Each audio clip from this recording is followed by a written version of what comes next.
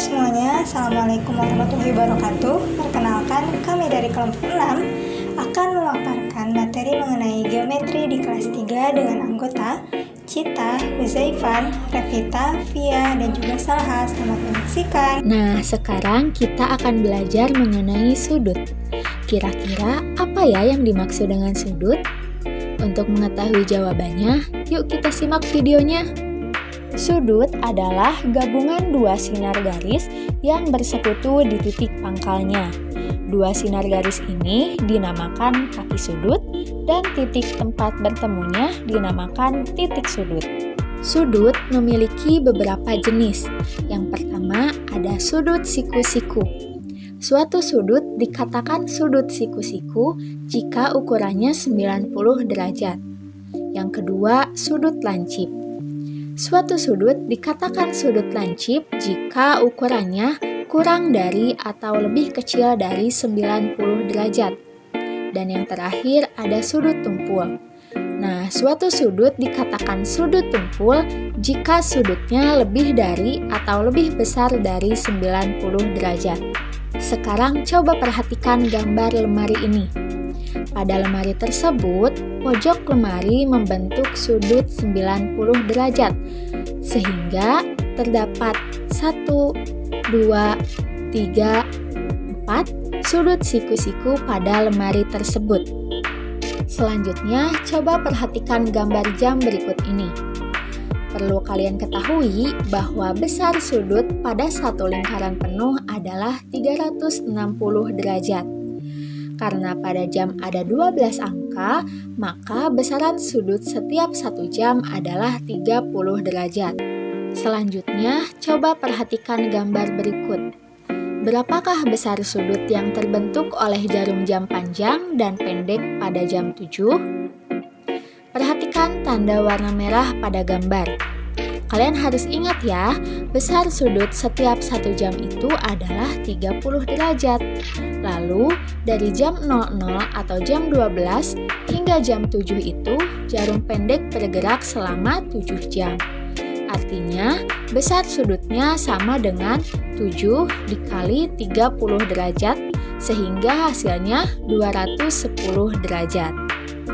Kali ini, kita akan belajar mengenal sifat-sifat bangun datar. Pada pertemuan sebelumnya, teman-teman sudah belajar untuk mengelompokkan benda-benda berdasarkan bentuknya kan? Seperti benda apa saja yang berbentuk segitiga, persegi, persegi panjang, dan yang lainnya. Nah, kali ini kita akan belajar mengenal sifat-sifat pada bangun datar tersebut. Bangun datar yang pertama adalah segitiga. Contoh benda-benda di sekitar kita yang berbentuk segitiga adalah penggaris berbentuk segitiga, hanger, sandwich, dan masih banyak lagi.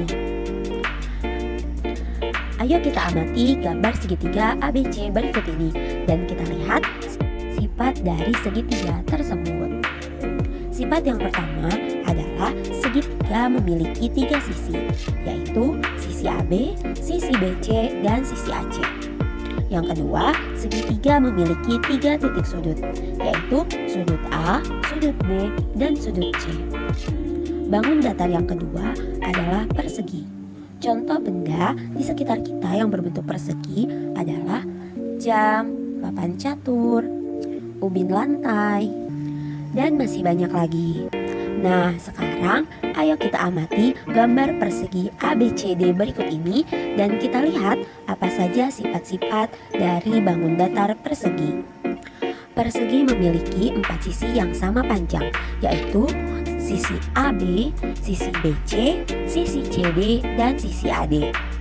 Yang kedua, persegi memiliki 2 pasang sisi yang sejajar, yaitu sisi AB sejajar dengan sisi CD dan sisi AD sejajar dengan sisi BC.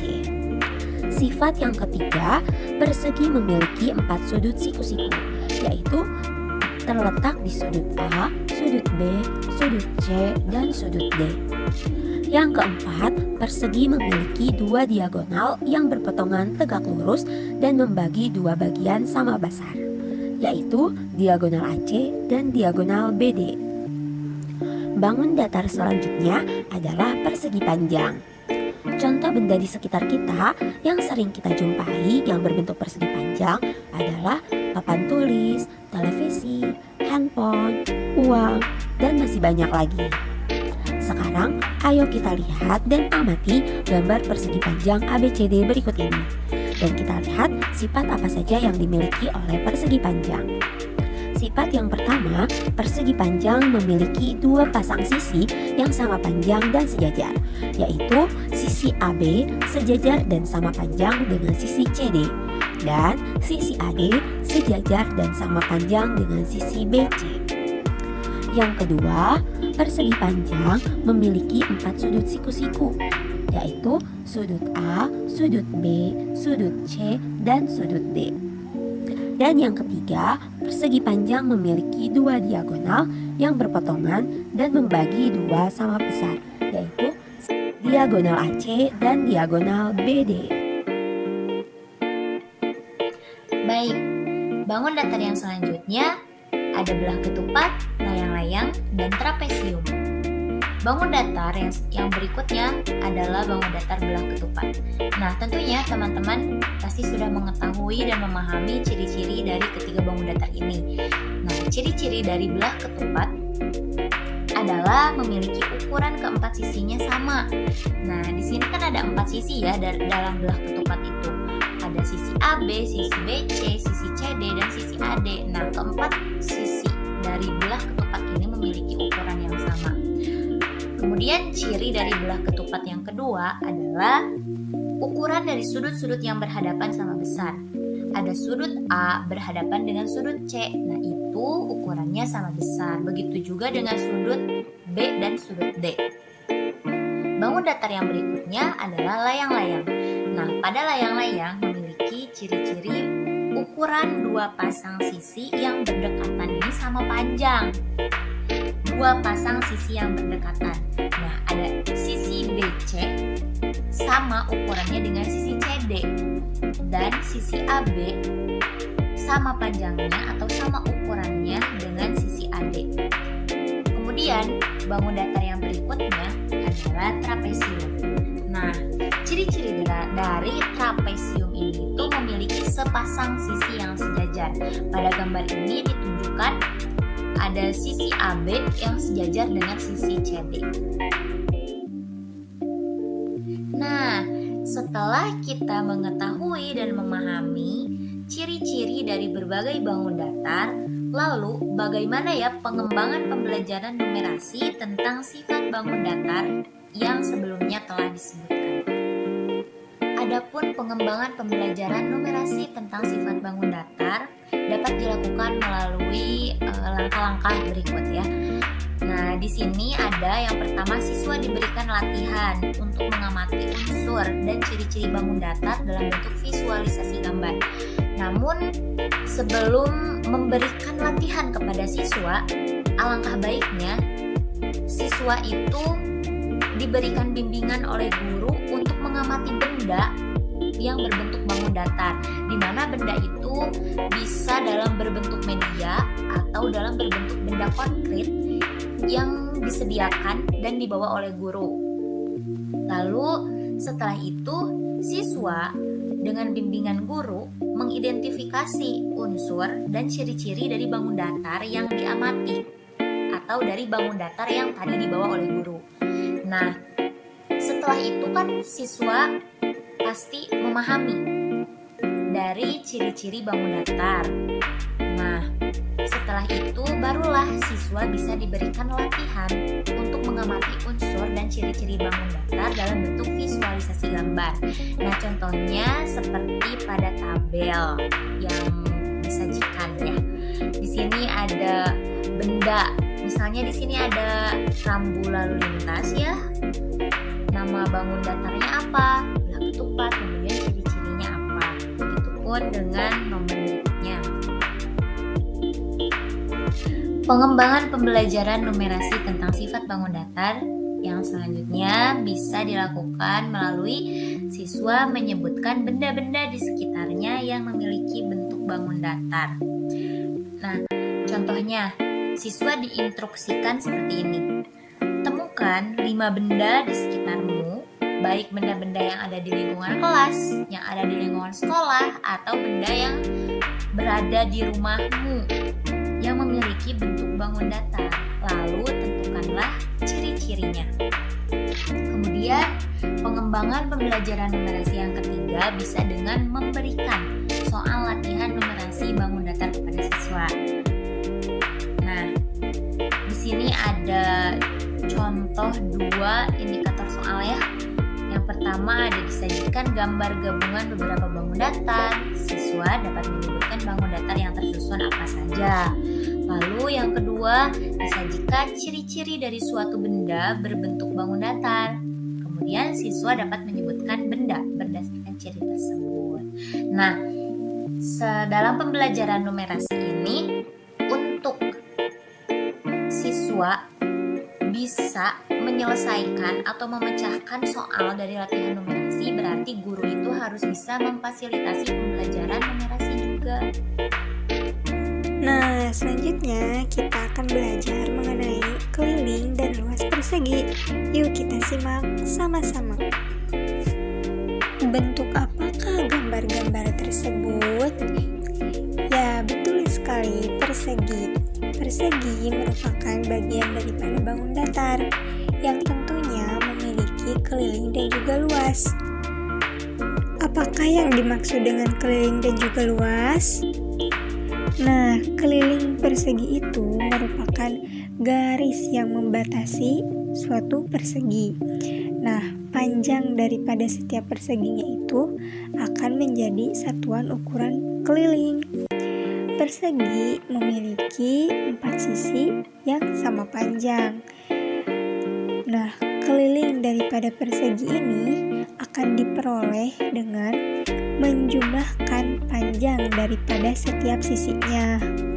Maka dari itu, dirumuskanlah seperti berikut. Rumus untuk mencari keliling persegi yaitu sisi ditambah sisi ditambah sisi ditambah sisi atau 4 dikali sisi.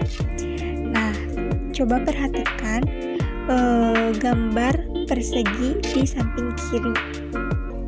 Nah, untuk menghitung keliling daripada persegi tersebut, kita hitung panjang persegi di samping yaitu 4 satuan.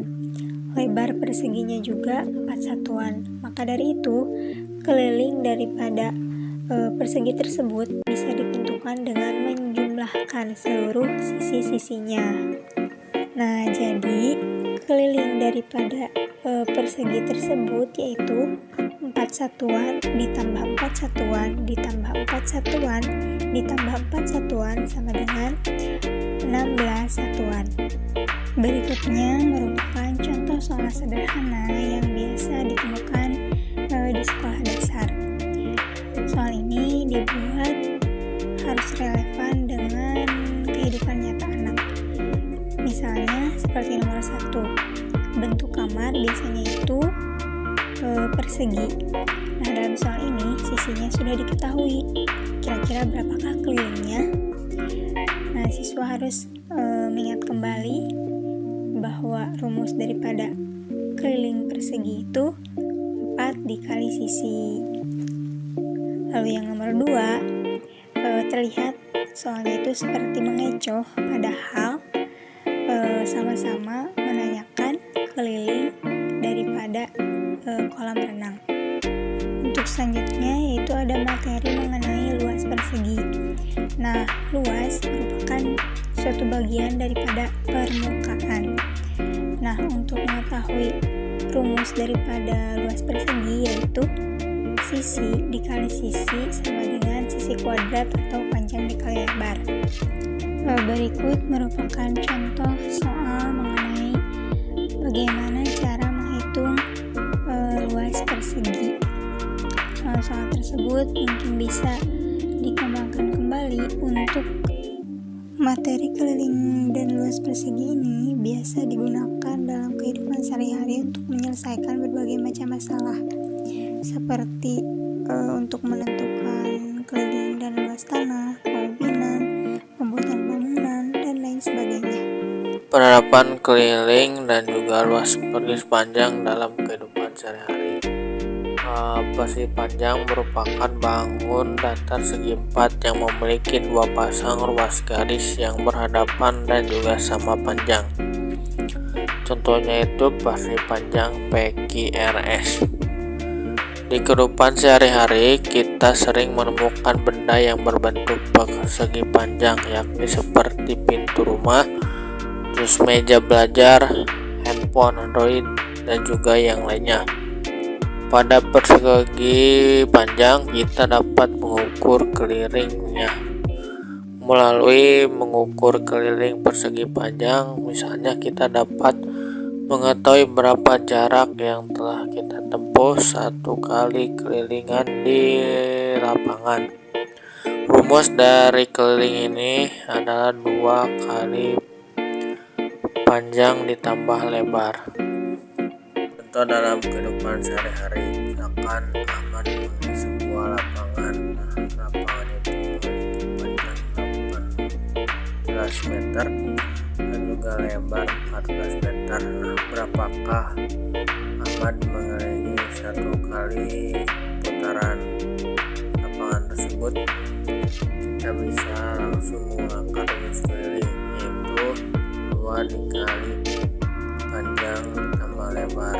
Kita masukkan 18 dan juga 14 meter untuk panjang dan juga lebarnya, sehingga didapatkan hasil 64 meter. Jadi Ahmad mengelilingi lapangan selama satu putaran itu jaraknya 64 meter. Pada persegi panjang juga kita dapat mengetahui luas persegi panjang. Melalui luas persegi panjang kita dapat mengetahui berapa luas dari suatu lapangan, lahan, dan juga yang lainnya. Rumus dari luas persegi panjang adalah panjang dikali lebar. Misalkan dalam kehidupan sehari-hari, jika kita ingin mengetahui suatu lapangan sepak bola yang memiliki ukuran panjang lapangan 50 meter dan juga lebarnya 30 meter, untuk menentukannya kita dapat memasukkan ke rumus dari persegi panjang, yaitu panjang dikali lebar. Artinya 50 dikali 30 yang dihasilkan menjadi 1500 meter kuadrat.